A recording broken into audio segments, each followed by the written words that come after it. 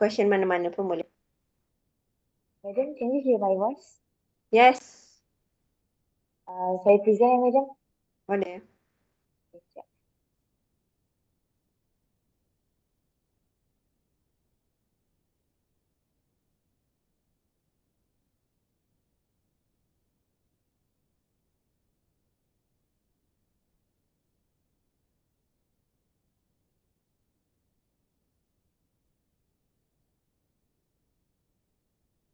Can everyone see the slide? Yes. Assalamualaikum warahmatullahi wabarakatuh, and a very good evening to Madam and all. I am Nurdini binti Sharifuddin, and together with me, Ricky Yap Chun Siang, we are from Group 1. Now we are going to present on the last tutorial question, on question A. Okay, so here I already attached the question. I'm still going to read the question because as you can see, there are a few colors that I highlight here.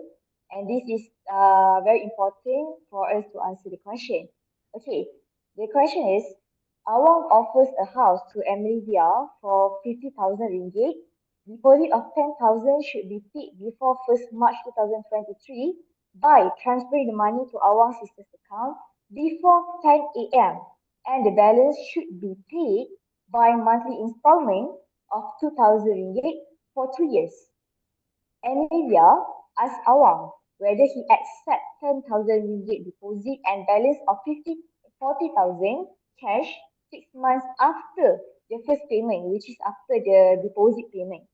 However, no response from Awang, but Emilia transferred the account using interbank gyro account on 28 February 2023 to Awang's sister account. But it only fully credited to the account on 1st March 2023, 11 a.m. After a month, Awang asked for 2,000 ringgit monthly installment, but Emilia refused to pay as she informed that the deposit will be paid in a lump sum after 6 months. Therefore, there are two issues in this question. I will be presenting on the first issue, whether counter offer made by Emilia is valid. And together with this issue, there are sub-issue whether the acceptance corresponds with the offer. Firstly, we need to look on the definition of offer and counter offer.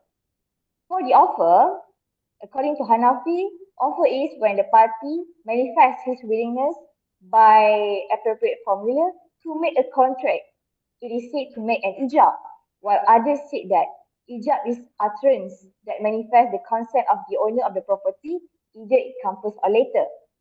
For the counter offer, it is a statement by the offeree which has the legal effect of rejecting the previous offer and proposing new offer to the offeror. In other words, acceptance containing modification of original offer can be said as counter offer. Now we are moving to the authority. Firstly, we refer to Article 177 of Majel, which is the acceptance between two parties must agree exactly with the offer of the contracting party as regard to the price of subject matter. And in other words, this article is where the Muslim jurists view that compliance to the offer may be explicit or implicit. Explicit is where the acceptance corresponds to the exact offer, and implicit when there is better option to the offeror as regard to the offer. Then Article 178 of Majel stated that sufficient if sufficient if the acceptance agree with the offer of implication, which is new offer bind once there is acceptance from the seller. According to Muslim jurists, they agree that as long as the differences, which is from the counter offer, are for betterment of offeror, acceptance is taken for granted but only covered term as offered. Another offer will only bind once it is accepted by the offeror. And lastly, Article 175 of Majel stated that fundamental object of offer and acceptance being the mutual agreement of the parties, A sale may also be concluded by conduct of parties, and this is called sale of conduct.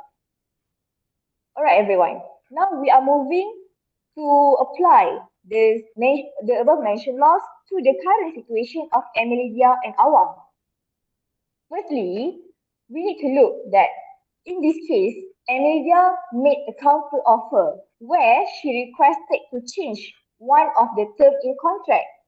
If you can refer to the question, the term change is where our offer is the monthly installment to be made 2,000 per month for 2 years. But Emilia changed, which is the balance of 40,000 to be made in cash 6 months after the first payment. So it can be said as a counter offer which is slightly different from the previous offer made by Awang. Therefore, in Islamic law, Emilia is allowed to make counter offer. However, it is important to determine on the validity of counter offer for the counter offer to be effective, which is counter offer by Emilia need to be accepted first by Awam for the counter offer to be a valid offer and binding. However, if we refer to the question, no response from Awam during that time. And after the deposit payment was made, Awam insists to stick on his offer, which is when it was stated that Awam asked for 2,000 ringgit monthly installment. Therefore, it can be implied from Awang's conduct, which is asking for 2,000 ringgit monthly installment, he actually rejected the counter offer made by Emilia to pay lump sum payment after 6 months. Therefore, in conclusion, counter offer made by Emilia is invalid, and the original offer made by Awang is still standing and effective for both parties. That's all for issue number 1.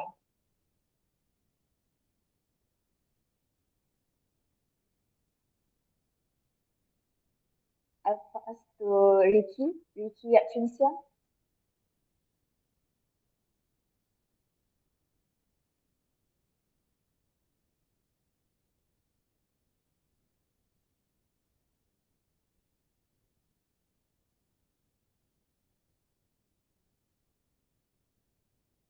No.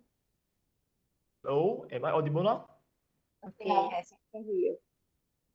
Uh, I will continue with the presentation. The second issue is whether payment of deposit made by NVIDIA is valid.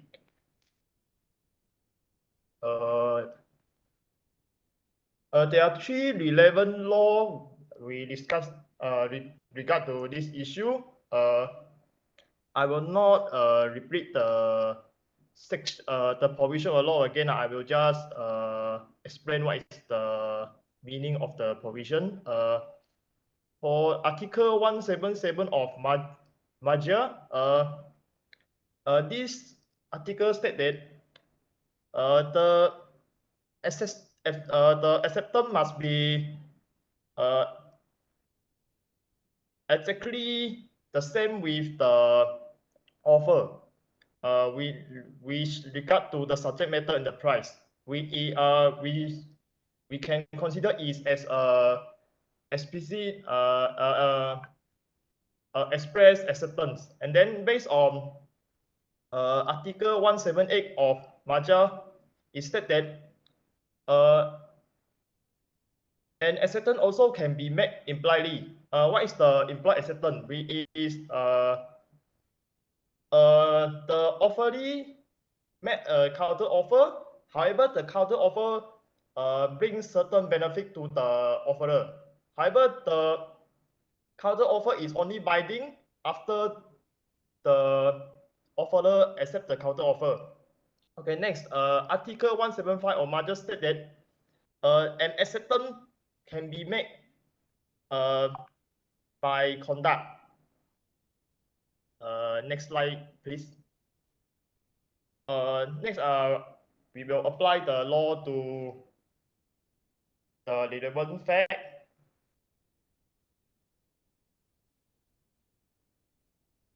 First,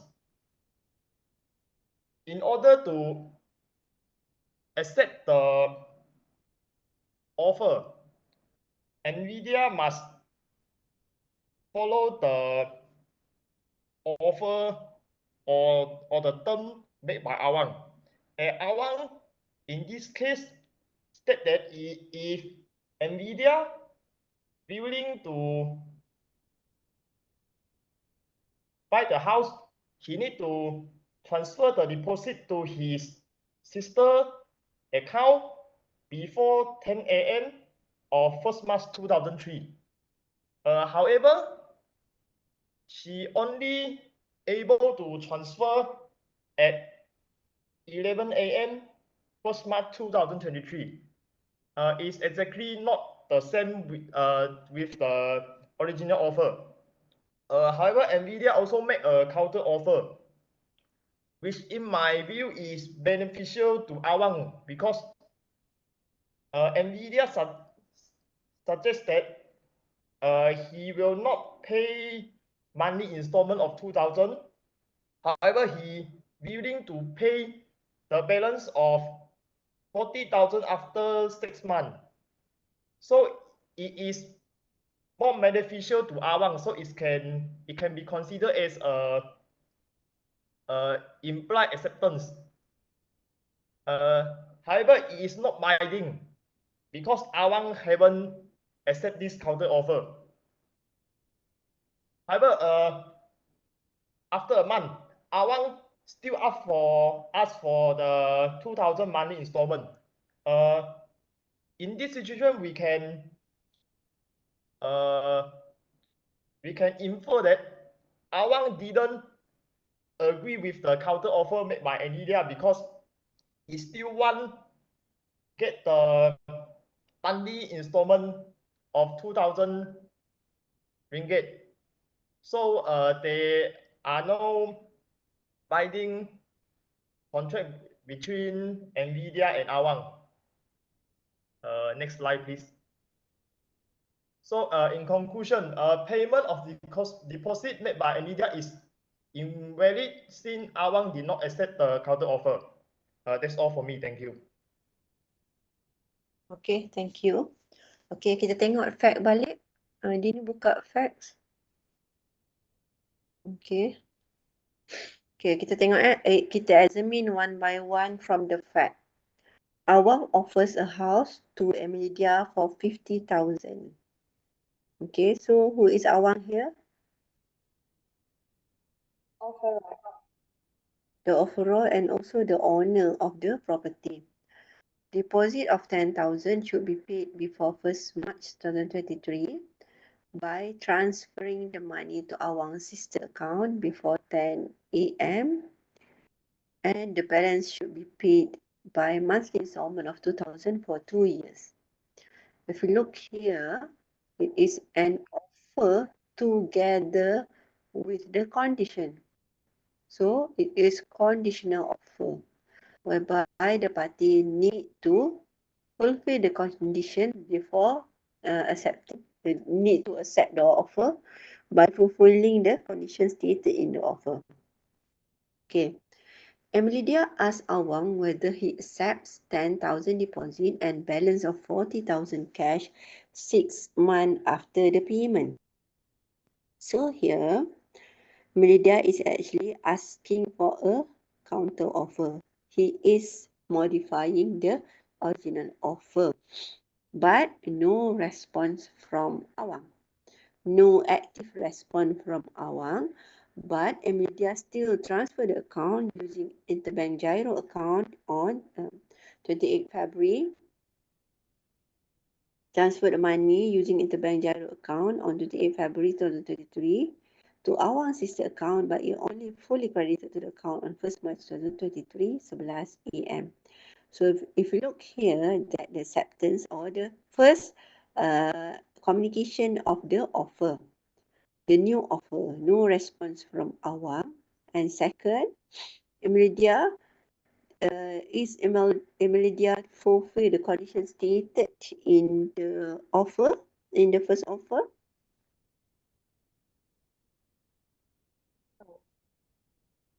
Fulfill ke tak? Tidak, tak fulfill, Madam. Tak fulfill sebab apa? Sebab the money is only received 11 a.m. whereby he need to receive before 10 a.m. Okay.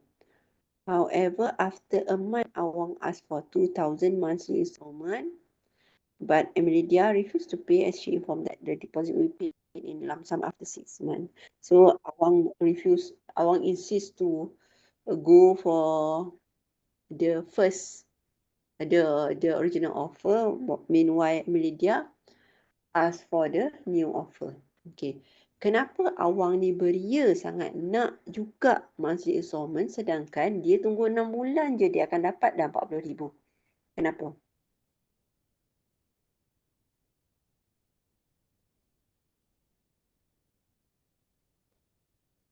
Sebab dia nak duit bulan-bulan. Kalau dia nak tunggu 6 bulan lagi, nanti bulan-bulan tu dia tak ada duit. Okay, tapi nanti dia dapat sekaligus dah semua. Kenapa dia nak tunggu bulan-bulan sedangkan dia dah boleh dapat dah 6 bulan dia dapat semua. Okay, kalau kita tengok sini, cuba tengok. Balance dia berapa yang kena bayar kalau lepas tengok deposit?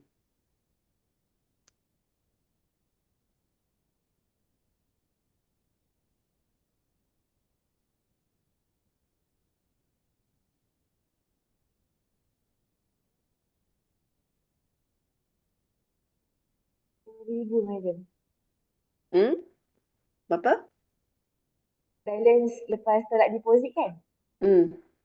RM40,000 lagi. 40,000. Kalau dia buat, bayar 2,000 setiap bulan untuk 2 tahun. Dapat berapa? 48. Sorry. 48,000. So maksudnya kat sini apa?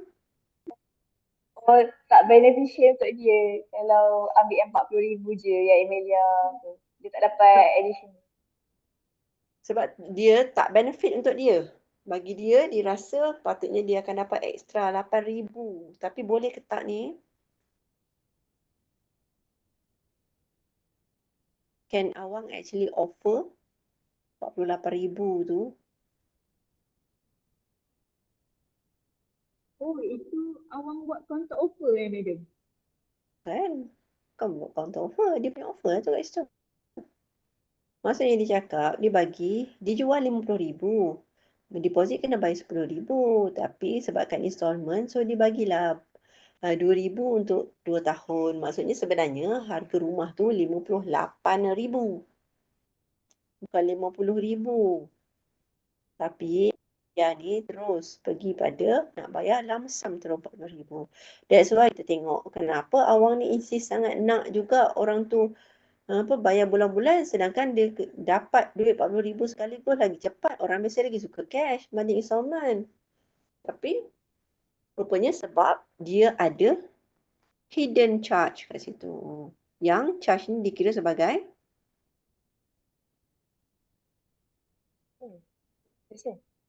Interest. interest tu dikira sebagai riba. riba. Okay. So, faham dah fact case? Faham madam, faham. Okay, jadi awak rasa ada tak awak apa-apa isu yang awak tertinggal?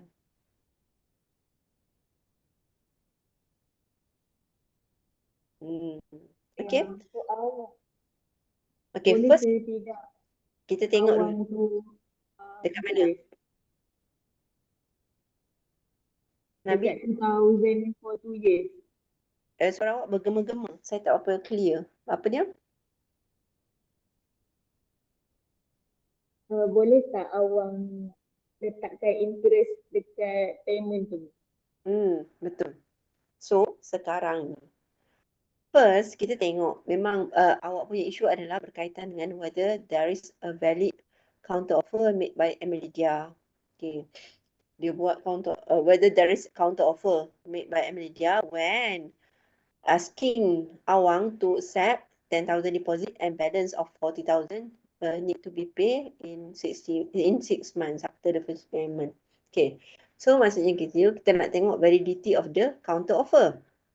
Okay, itu satu isu. validity of counter offer ni kita cakap, dia buat dah counter offer kat situ sebab kenapa dia has been regarded as counter offer because it modify the original offer. So adakah original offer ni memberi benefit ke tak? Counter offer ni memberi benefit ke tak kepada kepada awang kat sini? Tak memberi benefit. Sebab dia tak dapat macam yang dia nak. Yang interest. Okay, so dia sebenarnya benefit dia tu legal ke tak untuk didapat 48,000 tu. Tapi sebenarnya kalau ikutkan the counter offer ni untuk dapatkan cash tu sebenarnya lebih memberi benefit berbanding dia bayar 2,000 setiap bulan. Tapi disebabkan dia ada interest lain which is illegal in Islam. Okay? So kita nak tengok counter offer tu satu, the legality of the counter offer. Satu lagi kita nak tengok communication of the counter offer tu. No response because it is no response from awam. Okey, untuk attendance saya ingatkan dah siapa yang masuk tadi 15 minit saja saya buka. Jadi lepas tu tak dikira sebagai attend. Okey. Seringan sebab ada mesej. Okey. So sekarang ni kita nak tengok sama ada no response from awang, no active response. Tapi bila kita tengok kenapa dia bila dia terima deposit tu dia masih like dia terima tak, dia tak ada pula pulangkan, dia tak ada pula dia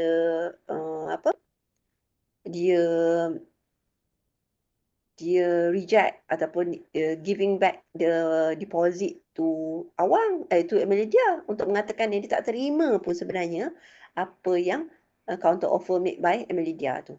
Okay, so the act of accepting the deposit is actually after Emilia giving the condition. So dia yang tak respon. So it can be seen that awang is actually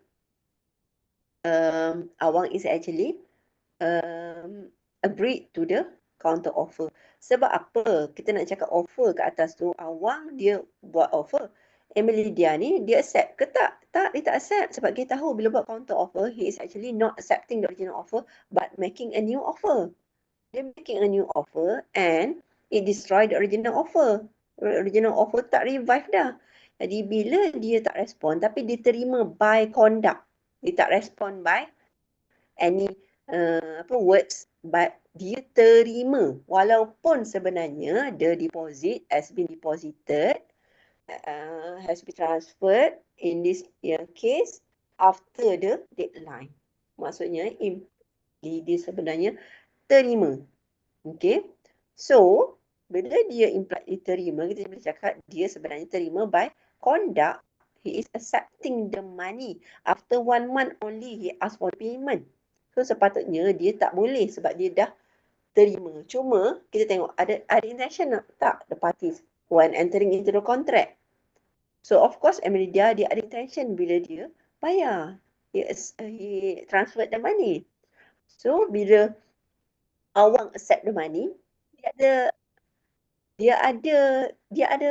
sebenarnya ada intention lah. Sebab dia memang nak.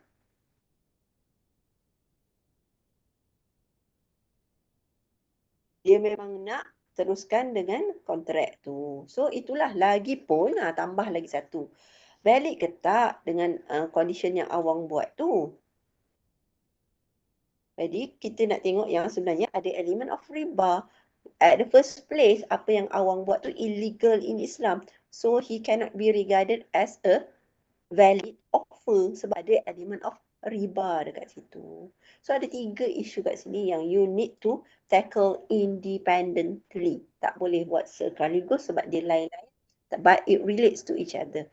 After all, baru you akan conclude semua tadi, isu tadi.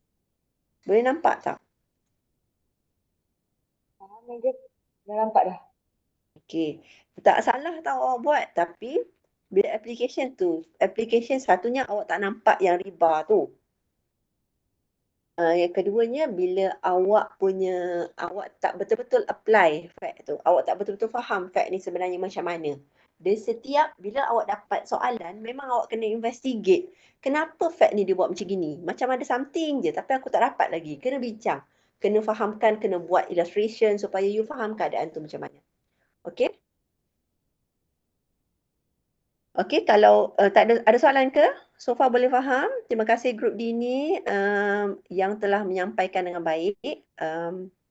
Kalau tak ada soalan, kita boleh proceed to the next group. Any volunteer for the second question?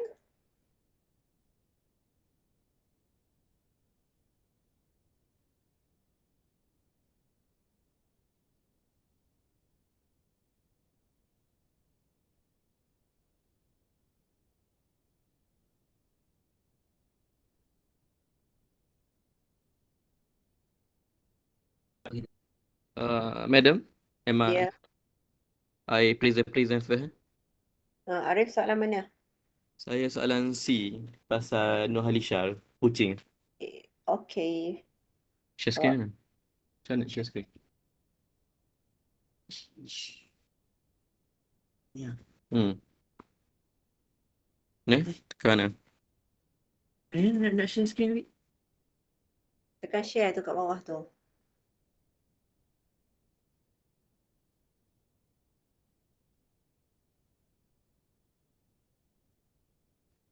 Entah madam, tengah cari kan. Mana share screen? Tak ada kat bawah ke? Kat telefon tak jumpa madam. Kat telefon. Proses. Mana? Start video.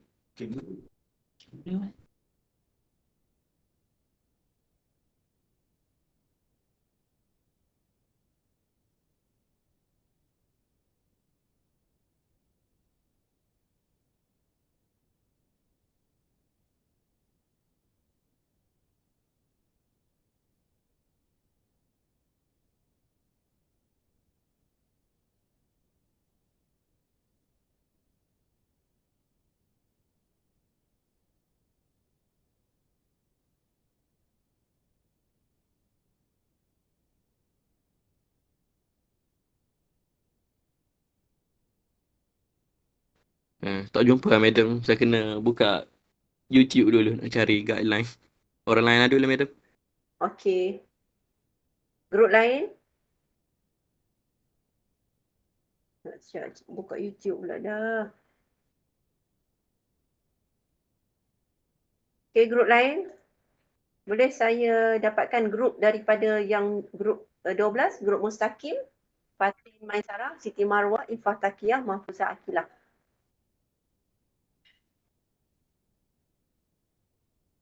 Itu saya kan. Sorry. Madam, kami second hour. Apa tu yang you masuk sekarang kenapa? Saya termasuk. Okay, kejap. Tadi Arif. Okay, grup ni. Ovia, Nazatul Izzati, Syakira, Mariatul Kiptiyah, Nik Afiq. Ya, madam.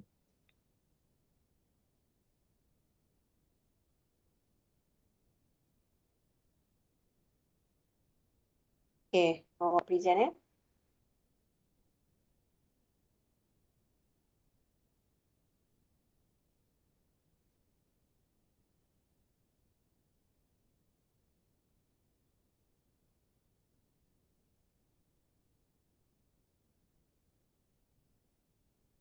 Okay.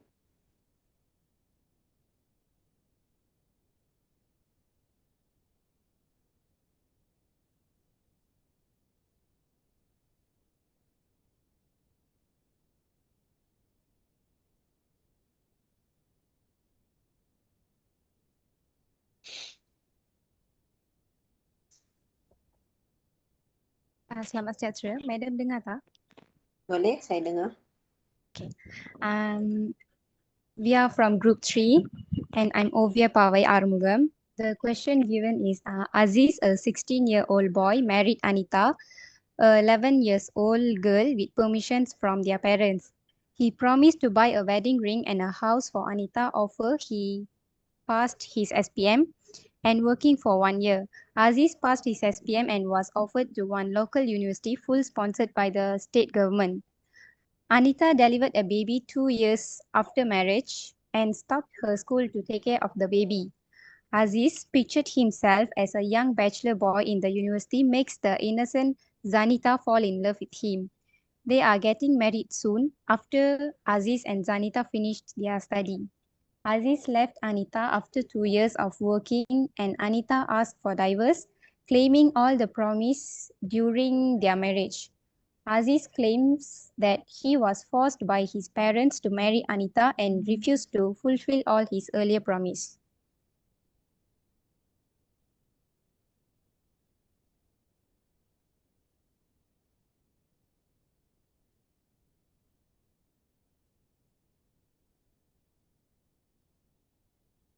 The issue from the question is, first issue is whether Anita can claim the promise during their marriage. And the second issue is whether Aziz can discharge his promise during their marriage. The applicable law for first issue is complete capacity, which is Alia al-Wujud al-Kamila, which comes about due to the imposition of rights on the person and of obligation against him.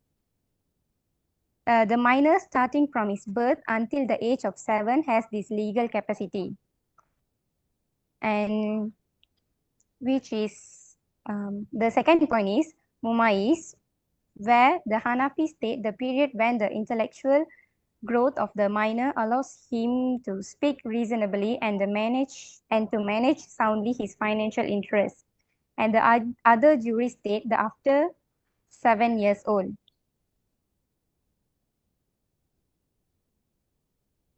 And the effect is, which is stated by Shafis, void if entered without permission and it cannot be ratified by the guardian. The application for the first issue was, the marriage will be void if there is no permission, but since Anita have her parents' permission, the contract is valid. And according to the case, Anita is a minor and Mumais, but she have permission from her parents. So the contract is valid as she fulfills the legal capacity. Conclusion for the first issue, Anita can claim the promise during the marriage as the marriage valid due to she got her parents' permission for the marriage.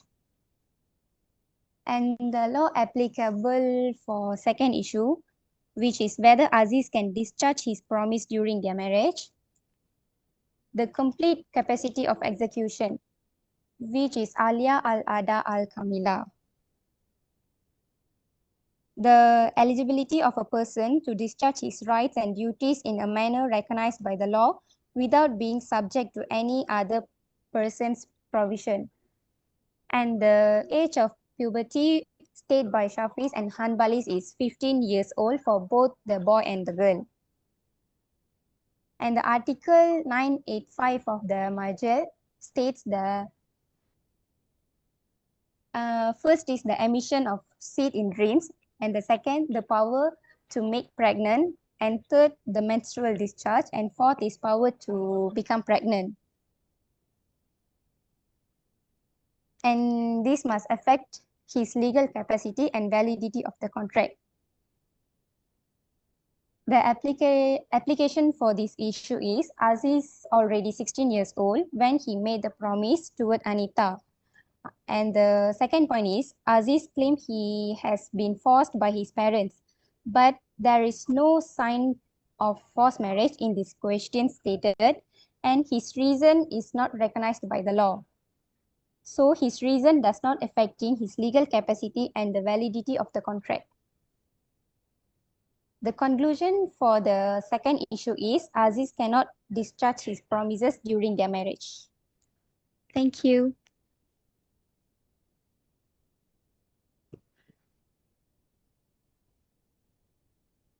Okay, thank you, Ovia. Can we look at the question back?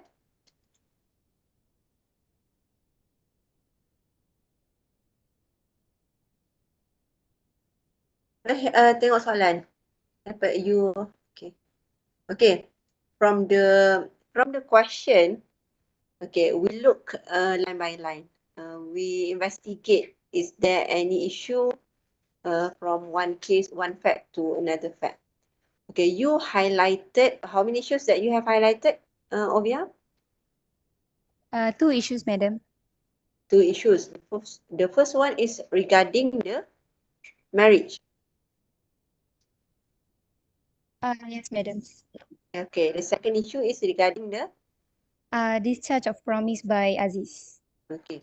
Okay, so basically there are the two main issues that you need to highlight in this particular case. Okay, for marriage, so we look here. Aziz, a 16-year-old boy, married Anita, a 16-year-old girl with permissions from their parents. Okay, so here is the issue of minor. Tengok minor. Aziz ni minor, Anita pun minor. So dia berkahwin with permissions. Okay, here the first issue we look at the age of the persons here. He promised to buy a wedding ring and house for Anita after he passed his SPM and looking for 1 year. This is conditional promise lah. Okay, whereby Aziz here promised to give or to buy for Anita a wedding ring and a house. Tapi ada condition. Selepas dia pass SPM and working for 1 year. Okay, and Aziz did pass his SPM and he went to university. Okay, Anita delivered a baby 2 years after marriage and stopped her school. So it will be around 13 years old here. And Aziz left Anita after 2 years of working. So the fact here clearly state that Aziz actually fulfilled the requirement in the promise. Okay, and then when Anita asked for divorce and claiming the promises during the marriage, Aziz said that he was forced by his parents to enter into the marriage contract and he refused to fulfill the promise. So kat sini, inilah yang you kena highlight tentang dia forced, he has been forced. Ada tak elemen of force sikit sini? Okay, when entering into the marriage, first kita akan tengok the capacity of the contracting parties. So yes, you did highlight on the mumayyiz part. Okay, ini bila kita nak highlight dalam law, sebab dia banyak, you need to highlight the relevant part only. Iaitu dia punya kategori mumayyiz. Mumayyiz sebab apa dia mumayyiz. So you highlight the discussion on mumayyiz kat situ. And then don't forget to also give the application. Kenapa Aziz dengan Anita dikira sebagai mumayyiz? Okay, second kita pergi pada aliyah wujud. Kan ada kapasiti tu aliyah al-wujud. Al-kamilah ke, al-nakisah ke, tu pun kena highlight dan juga aliyah al-adab. Sebab kat sini Aziz is the one who need to fulfill the obligations. So we need to determine, first kita determine dia punya kapasiti, dia adalah mumayyiz. Lepas tu baru kita determine dia punya apa dia punya obligation kat sini. Okay. Selepas tu, okay, kita boleh come out dengan saying that dia sebenarnya enter into a valid marriage. Then baru kita pergi kepada promises ni. Bila promises during the marriage ni, kita tengok dia dah fulfill condition ni. Okay, fulfill of the condition ni kita tengok highlight dalam application. Tapi saya ingatkan dah sebelum ni, saying I'm reminded all the students, during your tutorial, you need to search for whatever law that might help you to understand the principle. So, dalam law tu bukan setakat tulis the principle, but you need to also find any other relevant verses of Quran or hadis that or ijma' that may support your principle ataupun you punya argument kat situ. Okay? Jangan ambil apa yang ada dalam nota saja sebab tu tak cukup. Saya dah cakap dah kan sebelum ni. Okay? Penting untuk cari sebab we also have the general text from Quran on this part. So cari juga. And then bila kita dah nampak yang Aziz here, he said that he refused to fulfill the promise. So he actually fulfilled the condition in the promise here, and he is a major. He is we can consider him as the one who have reason during the promise being made. So kita nak cakap yang dia sebenarnya dia cakap dia ada man of force, tapi selepas berkahwin tu he make the promise. So it means that he is happy with the marriage life. So dia tak bila dia force tak, kenapa dia nak promise to buy a wedding ring here? Sebab dia happy sebenarnya. Only after he fell in love with Zanita, then barulah dia making excuses. So promises is the adult. Kira kita major person need to fulfill the obligation and fulfill the promises. After all, awak punya discussion tu betul, cuma you need to include sikit-sikit fact yang ada yang tertinggal tu. Okay?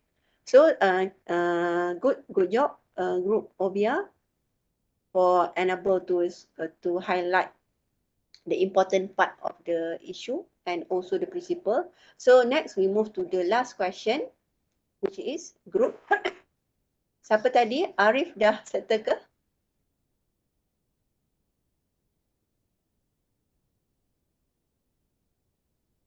Arif dah boleh share ke awak punya slide? Sebentar madam, nanti grup saya share, saya cakap. Okay.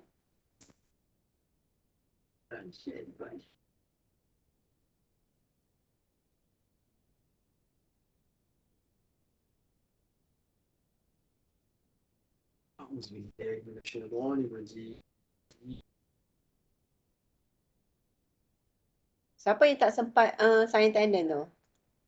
Sekejap madam tengah cuba share sekarang. Okay. Siapa yang tak sempat sign attendance tadi? Ramai tak sign ni.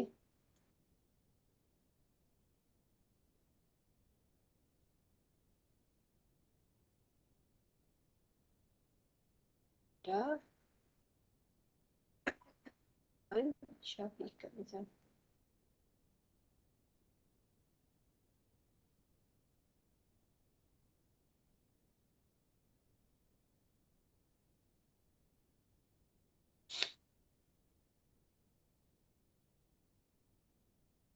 Okay. Tak naik. Naik tu dah nampak dah. Okay madam, saya baca soalan dulu ya. Soalan C ketiga. Siti Hanisha make an advertisement for those who can find her lost cat can claim for the reward of RM1,000. The advertisement was uploaded to all social media that she gave, Instagram, TikTok, and Facebook. She even described the cat in detail and posted the cat's picture in her advertisement. Zania Zain, Siti Nurhalisha neighbors found the cat and sent the cat to Siti Nurhalisha without claiming for the reward, since she did not read the advertisement. Only before getting to the bed that night, Zania noticed Siti Nurhalisha reward in her Facebook. Zania asked for the reward on the next day, but Siti Nurhalisha refused to give the reward because according to her, advertisement to the public is not a good advertisement.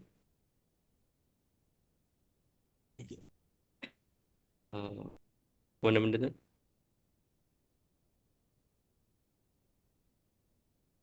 Tak tukar.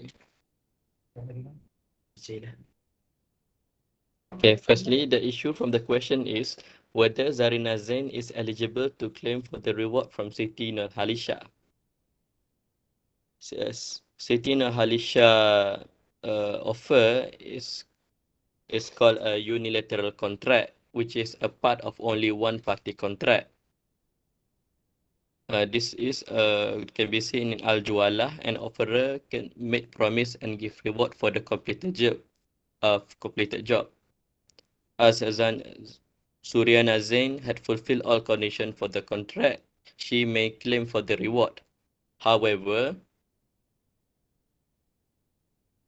according to Islamic offer, the acceptance must be included in one majlis. This can be seen in by according to the Shafi'i belief, which is the option of acceptance must be exercised immediately in one majlis. But Zarina Zain did not see the acceptance, did not accept immediately after she gave the cat to the Siti Nurhalisha, but instead had only accepted it tomorrow, which is against the Shafi'i belief of acceptance in the first place. This making that, in conclusion, Zarina Zain is ineligible to claim any reward from the cat from Siti Nurhalisha. Thank you, madam. That's all for me. Okay, so you highlight only one issue. Just one issue, madam. Okay. Group lagi satu siapa? Group Najihah. Najihah, Annie, Sharifah Aisyah, Nur Najihah, Sharifah Nur Ilham. Daniel. Ada tak?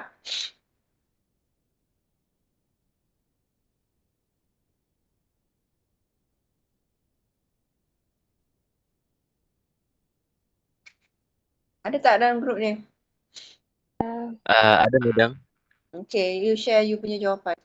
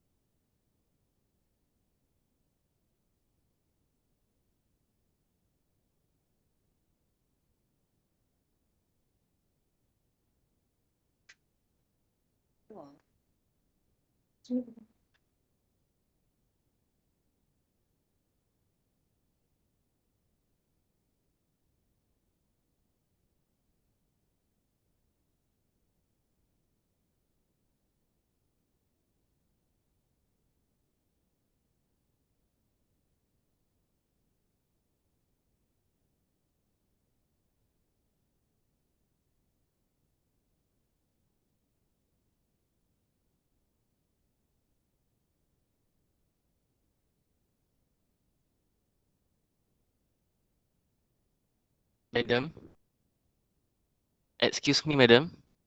Am I audible? Yes, yes. I can hear your voice. Actually, untuk grup saya pun buat satu isu juga, madam. Nak kami baca juga ke? Sama ke? Saya nak tengok awak punya slide ataupun okay. Oh. Okay. Okay. Sana complain pada reward. Besar sikit boleh? Awak punya ni. Okay.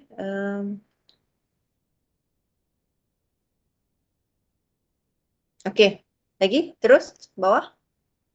You explain on the unilateral contract. Lepas tu? Okay. Lagi bawah?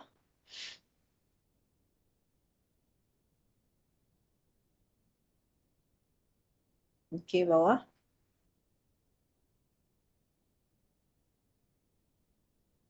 Ya, wujud. Okay. Oh, you tengok pada semua the legality of a valid contract ke? Madam. Okay. Okay. Okay, tak apa. Okay, thank you.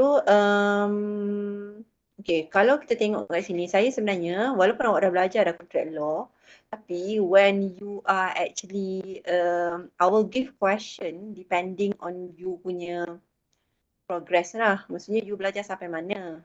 Sekarang ni you baru belajar sampai offer sahaja. So memang soalannya adalah berkaitan dengan offer sahaja sekarang. Okay, advertisement. So, pertama kita kena tengok ada dua isu sebenarnya. Satu, whether there is a valid advertisement made by Siti Nurhalisha kat sini. Sebab dia nak cakap kat sini, dia claim saying that advertisement ataupun offer made to public is not an offer. So advertisement tu nak cakap sebenarnya tak ada offer pun. Jadi you need to identify dalam Islam, advertisement dikira offer ke tak? Kan dia ada perbezaan antara common law dengan Islamic law dekat sini. So you need to highlight that first for your first issue. Then baru you pergi pada second issue saying that whether there is a valid acceptance made by Zania Zain when she giving back the cat to Siti Nurhalisha. Itu adalah dua. Tapi saya nampak yang awak capture adalah yang second issue tadi tentang knowledge tu. Tapi you did not capture the first issue whether there is a valid offer when Siti Nurhalisha made advertisement. Dan satu lagi, jangan pergi kepada all the validity of the contract kat situ. Saya memang takkan buat soalan yang macam tu. Kalau soalan macam gitu, dia takkan jadi pendek lah, dia jadi panjang. And even you are actually baru sini, kita punya part ni baru belajar tentang offer sahaja. Belum lagi berkait dengan subject matter. Dan subject matter pun tak ada isu kat sini. Kalau benda yang tak ada isu, kita tak highlight. Macam tu juga dekat court. Bila masuk dalam court, kita takkan highlight benda yang dah tak tak ada discussion. Maksudnya kalau contoh subject matter dia bukan illegal, legal je, tak ada masalah. So tak ada isu kat sini, kita tak cakap dah pasal tu. Okay? Kita hanya akan highlight apa benda yang you sebenarnya tengah in issue. Benda tu yang kita nak discuss sama ada benda tu effect the validity of the contract ataupun tidak. Okay, boleh faham tak? Boleh, madam. Okay, so actually ni ada dua part lah. Apa yang you buat ni terlalu sejerit lah, lebih sikit lah sebab you buat sekali dengan the validity of the contract. Okay, so any question? Semua orang boleh faham?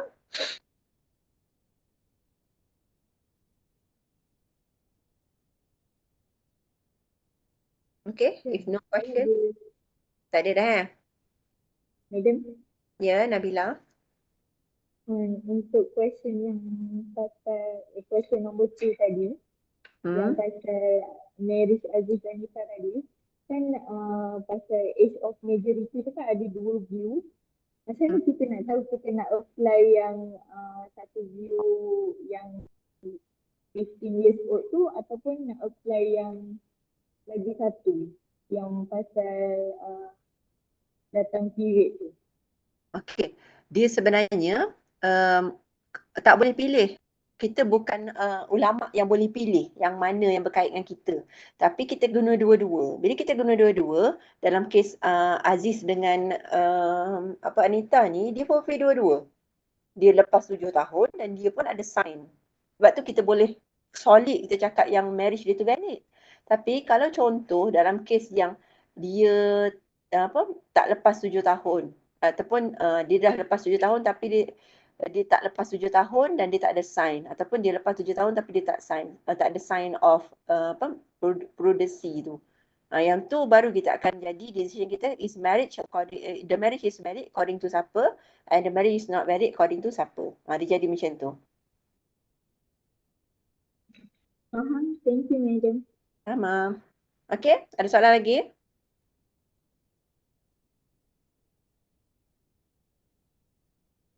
Okay, kalau tak ada soalan, we may end our tutorial today.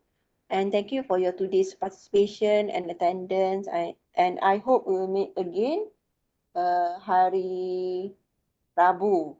Hari Rabu tu kelas akan sejam sahaja.